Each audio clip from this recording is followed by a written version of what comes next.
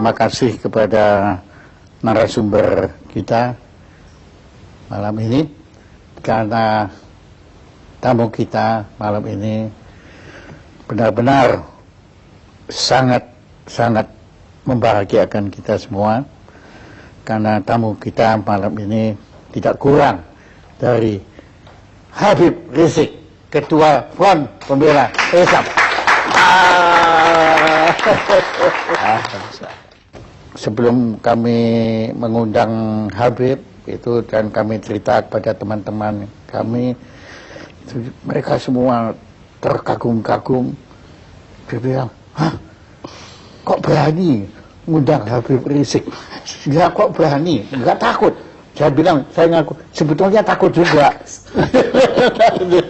Tapi setelah berjumpa waktu itu, kira-kira sebulan yang lalu, ternyata ketakutan kami itu tidak beralasan, karena ketakutan kami kepada Front Pembela Islam itu, apalagi ketuanya, itu didasari oleh pemberitaan-pemberitaan media massa. Dan justru kami mohon pencerahan dari Habib.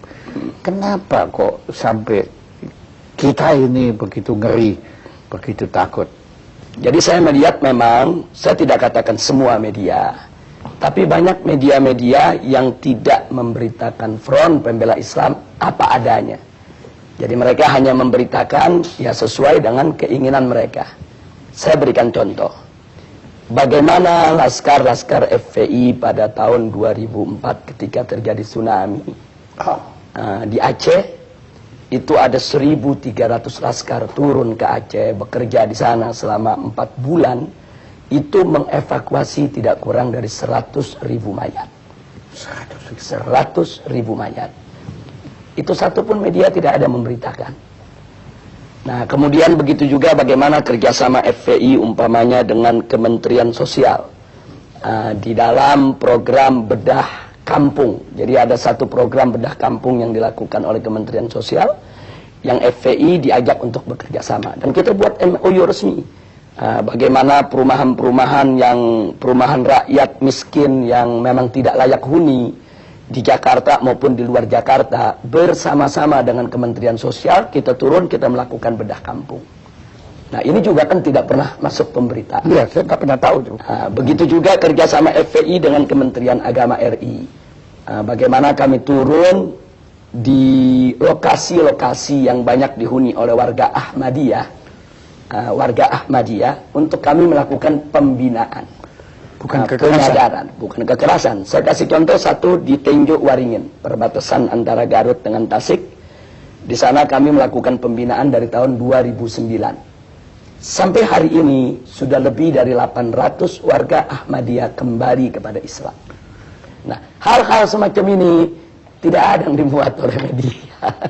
Jadi manakala ada suatu kejadian yang kebetulan katakanlah terjadi tindak kekerasan, nah kadang-kadang itu yang di blow up oleh media tanpa memberitakan tentang akar persoalannya.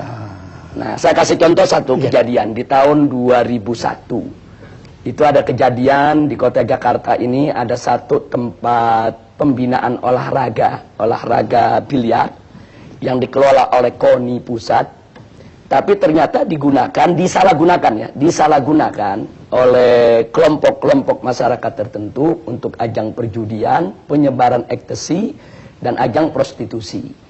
Nah, kita sudah melakukan berbagai macam pendekatan ke KONI, ke Pemda DKI, laporkan ke polisi, sampai 2 tahun itu tidak ada tindakan, sementara masyarakat setempat sudah resah. Nah, ketika terjadi clash antara pengelola daripada kemaksiatan tadi dengan laskar FPI, akhirnya terjadi pengerusakan, dan itu sudah diadili. Laskar FPI yang melakukan pengerusakan pun sudah ditangkap, sudah diadili, sudah dipenjara. Tapi akhirnya tempat olahraga itu pun sampai saat ini tidak dijadikan tempat maksiat lagi. Jadi sampai di penjara berarti memang FPI ini tidak membenarkan kekerasan. Ya, kita tidak membenarkan kekerasan. Artinya kalau memang ada laskar kita yang bersalah, kita serahkan ke polisi. Silakan diproses, silakan diadili, silakan dipenjara. Cuman yang memprihatinkannya Pak Jaya, peristiwa tersebut kan terjadi 2001. Sebetulnya kan sudah clear, sudah masuk pengadilan. Sudah, tapi benar. beberapa stasiun televisi sampai hari ini diulang-ulang terus itu pengurusakan. Jadi seolah-olah yang ada di benak bangsa Indonesia ya itulah KJP setiap hari. Ya. Dari segala pemberitaan yang sepihak itu, ya timbul juga kesan bahwa FPI ini sama sekali tidak punya toleransi beragama. Ya, itu kesannya. Ya. Nah, kemudian saya agak heran karena waktu saya berkunjung ke kediaman Habib, ternyata rumahnya Habib di sebelah gereja. Dan saya dengar pendetanya sendiri yang ngomong waktu itu bahwa gereja itu dilindungi oleh Habib. Betul itu. Ya, jadi memang di Petamburan tempat saya tinggal ini ada beberapa gereja. Ada gereja Bethel dari kalangan Protestan, ada gereja Salvator dari kalangan Katolik, ada gereja Lemuel, ada gereja juga Immanuel, ada gereja juga HKBP. Nah, kelima gereja ini di Petamburan sampai hari ini semua bisa melakukan segala kegiatan ibadahnya dengan tenang tanpa ada gangguan sedikit pun dari masyarakat. Karena memang kelima gereja ini tidak pernah buat masalah dengan masyarakat. Artinya gereja-gereja mereka dibangun pertama dengan izin. Yang kedua, kegiatan-kegiatan mereka itu murni ibadah, bukan untuk mengganggu daripada ketenangan masyarakat. Sehingga sudah sekian puluh tahun, mereka sampai hari ini tidak pernah ada gangguan apapun. Nah, karena itu hubungan saya secara pribadi maupun FPI yang memang markasnya ada di Petamburan, dengan para pendeta tadi, hubungan kita cukup baik. Mereka suka datang ke kita suka dialog. Kemudian kalau mereka punya masalah juga mereka sampaikan ke kita, apa yang bisa kita bantu mereka. Bahkan kalau lagi ada datang musim banjir, nah ini kan Petamburan ini kan rawan banjir, itu kita kerjasama. Kalau nggak salah secara pribadi, Habib kan dulu sekolahnya juga sekolah betul Katolik.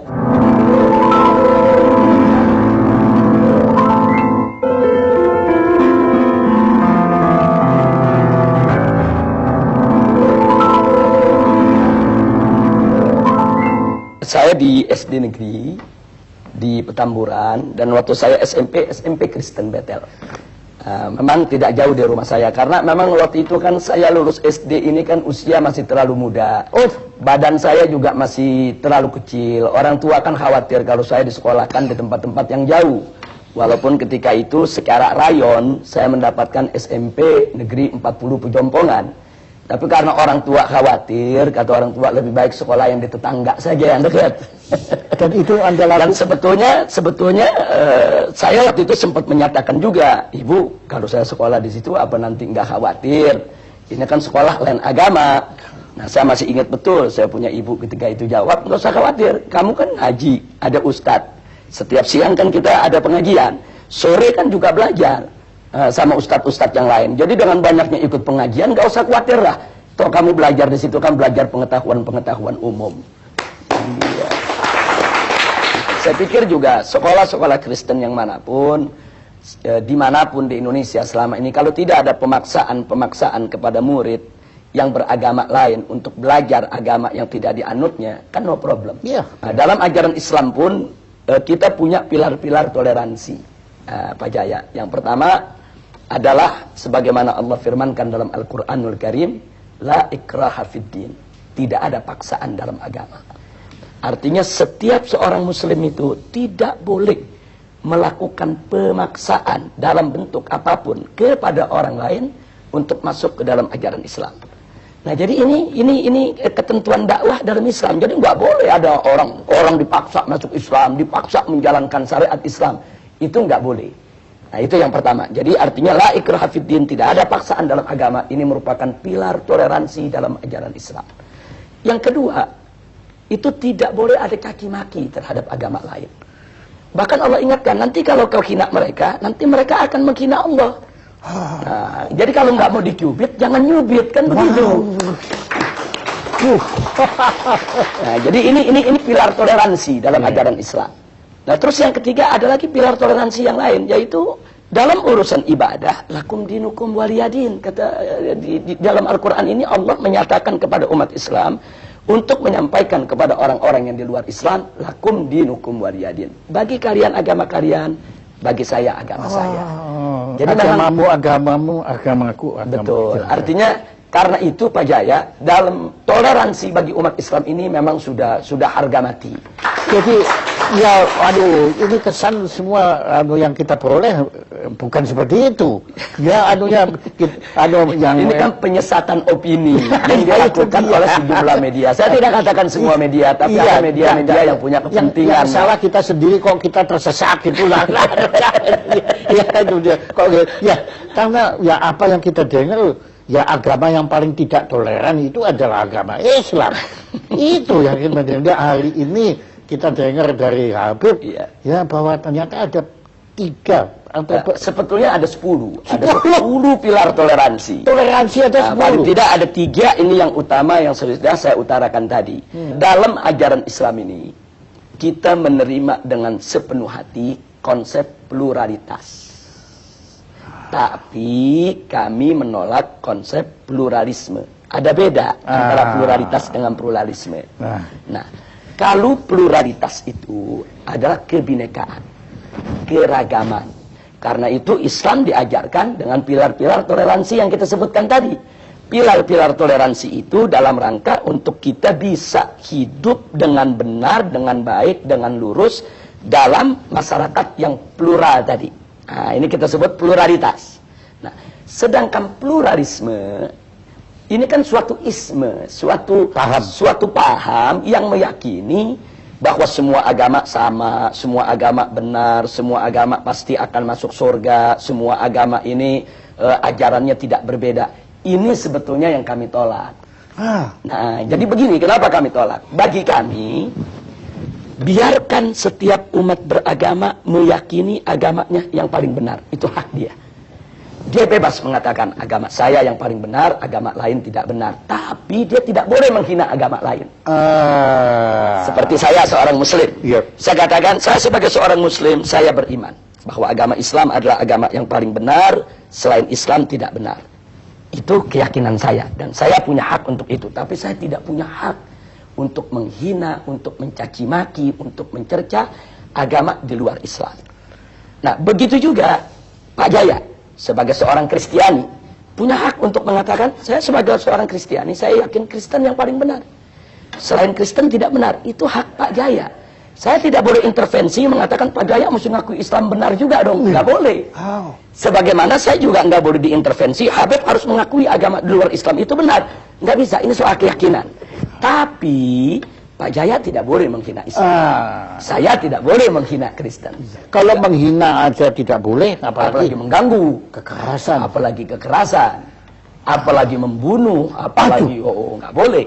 Tapi apabila FPI ini melakukan kekerasan, itu tidak dibenarkan. Tidak dibenarkan. Jadi di dalam organisasi FPI ini ada prosedur standar. Yang pertama, kita menunggu laporan masuk. Nah, artinya ada laporan dari masyarakat bahwa di wilayah mereka itu katakan ada tempat perjudian, ada tempat pelacuran, harus ada laporan dari masyarakat. Jadi tidak ujuk-ujuk FPI datang tanpa permintaan masyarakat. Ujuk-ujuk.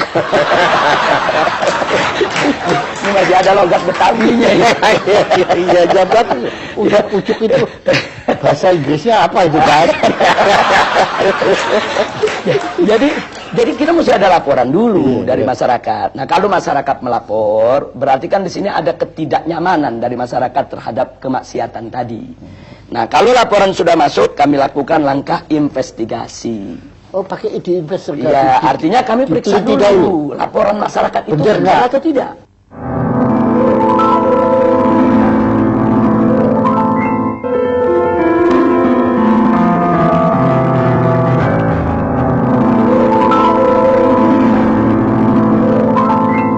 Kita himpun data, apa itu dengan film, apa dengan foto, kita himpun data. Jadi betul-betul terbukti kalau di sana memang sesuai dengan laporan masyarakat tadi. Iya, jadi makin tidak ujuk-ujuk gitu. Betul. Nah, kemudian setelah itu masih ada langkah ketiga. Setelah data terkumpul, kami lakukan pemetaan wilayah. Oh, Nah, maksudnya pemetaan wilayah begini. Kalau mayoritas masyarakat di wilayah tersebut setuju dengan tempat maksiat tadi, mungkin ada anaknya yang bekerja di sana, mungkin ada warganya yang jadi tukang parkir di sana. itu diperhitungkan. Kita itu namanya pemetaan wilayah. Nah, andai kata masyarakat di sana masih mendukung tempat maksiat tadi, maka kami sebut wilayah dakwah. Kami harus kirim ustadz, kirim guru, kirim pendai, pendakwah untuk menyadarkan masyarakat kalau maksiat itu berbahaya bagi kehidupan mereka. Itu bisa setahun, bisa 2 tahun, bisa 3 tahun, bisa 5 tahun. Kesadaran masyarakat ini Dan kan, itu pernah terjadi. dan memang sering, bukan pernah, sering terjadi. Makanya ada sejumlah tempat maksiat sampai hari ini tidak disentuh oleh FPI. Nah, orang yang tidak paham, mereka pikir, oh ini nyetor sama FPI. Kan begitu. Iya, tapi saya mau tanya nggak sampai hati.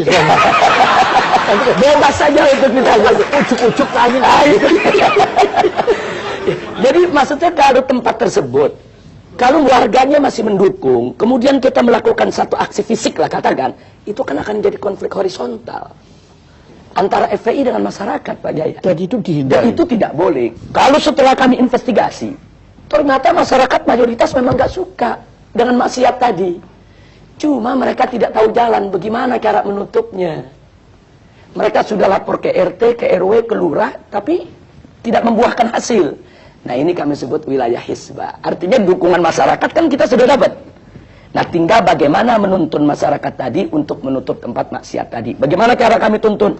Kami bawa mereka ke tingkat yang lebih tinggi. Kami bawa ke camat, kami bawa ke gubernur, kami bawa ke DPRD untuk dialog.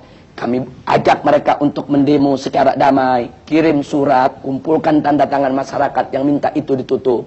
Nah, manakala aparat sudah turun, tutup. Karena tekanan masyarakat begitu kuat, tugas FPI selesai. Makanya saya pernah dengar Habib bilang kalau tidak ada maksiat, kan bilang Iya. diminta FPI Bubar. membubarkan diri, dibubarkan. Iya. Habib bilang apa waktu Ya, itu? jadi kalau maksiat itu sudah tidak ada di Republik ini, pemerintah menegakkan hukum secara benar, FPI bubar sendiri. Saya kasih contoh. Sekarang yang namanya judi kan ada undang-undang yang melarang. Iya, iya. Yang namanya pelacuran kan ada undang-undang yang melarang. Iya. Yang namanya minuman keras kan juga ada aturannya semuanya.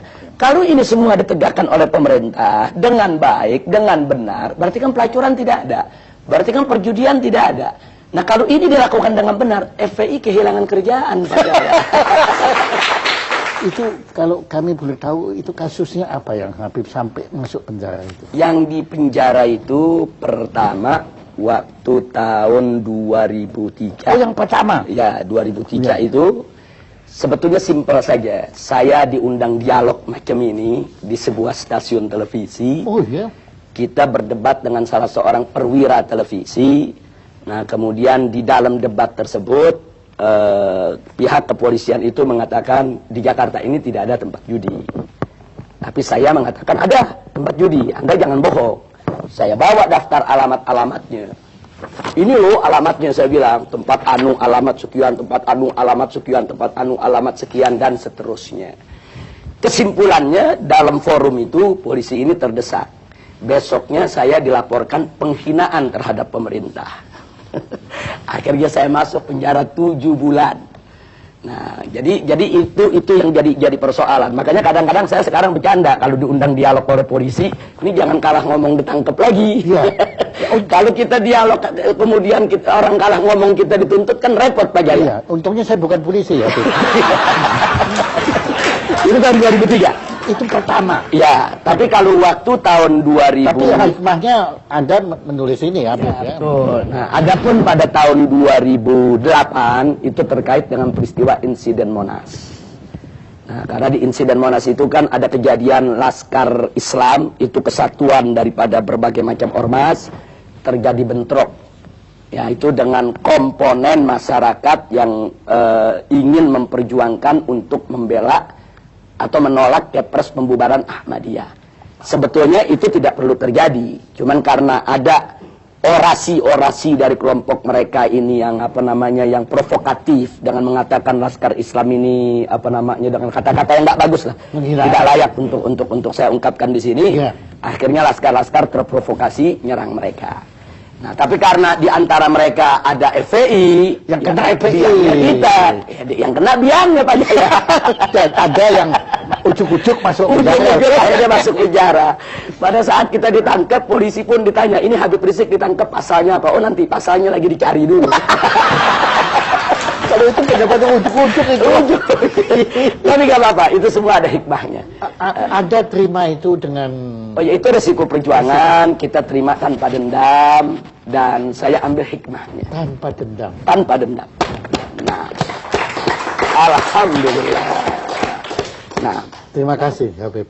Ya, ini suatu pencerahan, satu pelajaran, pengalaman, masukan informasi bagi kita semua untuk lebih bisa memahami makna perjuangan FPI yang sebenarnya. Ya, dan moga-moga juga siaran talk show yang sederhana ini ya itu bisa didengar juga oleh pemirsa-pemirsa sebanyak mungkin supaya mereka pun atau kami ya, saya beratasnya mereka juga bisa memahami dan kita bukan lagi takut, bukan lagi curiga, bukan lagi benci pada FPI, tapi kita mungkin bisa bersama-sama FPI untuk memerangi maksiat di angkara murka di negara kita tercinta ini. Terima kasih. Saya juga ucapkan terima kasih baik atas nama pribadi maupun atas nama FPI kepada Pak Jaya maupun forum show-nya ini yang luar biasa. Kita juga di luar dugaan bisa diundang, bisa diberi kesempatan bicara dengan leluasa, dengan bebas. Dan di sini juga saya ingin menyatakan sebelum kita berpisah, FPI ini kan bukan malaikat. FPI ini kan juga tidak boleh mengklaim kalau dirinya suci. Wow. Di dalam FPI kan juga ada oknum-oknum yang tidak baik juga. Nah, karena itu saya juga minta bantuan masyarakat. Manakala masyarakat mendapatkan ada oknum-oknum FPI yang tidak bagus akhlaknya, tidak bagus moralnya, dan memang melakukan hal-hal yang tidak patut di wilayahnya, tolong laporkan kepada kami. Kami akan ambil tindakan tegas. Bahkan kalau ada cabang-cabang FPI yang coba-coba melakukan suatu kegiatan melanggar daripada prosedur yang saya sebutkan tadi, kita tidak segan-segan. Cabang itu kita bekukan dan kita bubarkan. Nah, jadi kita tidak mengklaim kalau FPI ini tidak punya salah. Tidak. Saya pun sebagai pimpinannya mungkin terkadang juga bahkan sering juga melakukan kesalahan. Apa itu kesalahan dalam mengambil keputusan, kesalahan di dalam berucap, kesalahan dalam bertindak. Nah, karena itu mari kita saling menasehati, saling memperingati, saling memperbaiki satu sama lainnya. Sekali lagi terima kasih buat Pak Jaya dan semua. Terima kasih banyak. Alhamdulillah.